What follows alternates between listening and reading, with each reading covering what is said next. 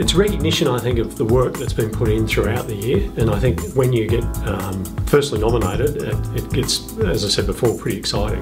But then when you actually win the award and take it back to your staff and your brokers, all of a sudden everybody sort of goes, geez, that's sort of recognition for all the hard work we put in the last 12 months.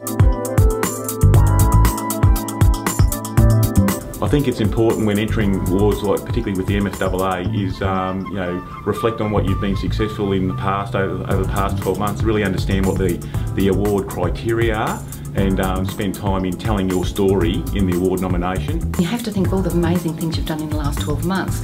So if you've got it there somewhere in your office that as you do amazing things you can put them up there, then when the time comes to write the process, you're not just picking out what you can remember, but you've got a whole pool of things, because you do amazing things all year round, but you don't always remember those extra special things. So if you're constantly adding to it, when you get to write the proposal, you can actually pick the best bits and put it together that way. I think bringing someone in to help, I guess, as an objective view on what you've written or what you've said, and that I think is imperative, and doing it very at the beginning of the process as opposed to the end when you're running out of time. One thing that sticks in my mind is really about staying targeted on the point, and also keeping the waffle out, really making it very clear as to why you're suggesting that you're a professional, why you're suggesting that you're acting with integrity, all of those things, to identify them with real specifics. So rather than just say, oh, we treat people really well and that's why we're professional,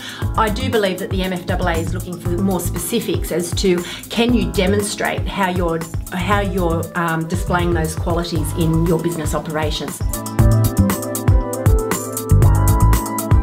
The most common mistake that people make is not answering the question.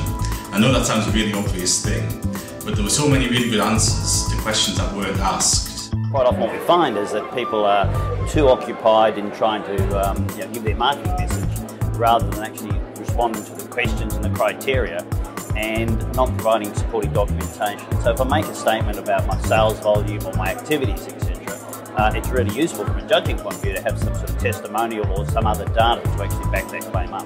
Obviously, if you make the award submission look nice, that's great, but it doesn't really give you any more points. It's all about the answers that you give and the answers you submit. Quantifying answers with some good data is very good. It make the business case, just as you would make a business case in any other aspect of your day-to-day life. It's all about making the business case about why your business or why you as an individual deserve recognition. First piece of advice for a first-time submission would be to get in there and give it a go and learn from the process.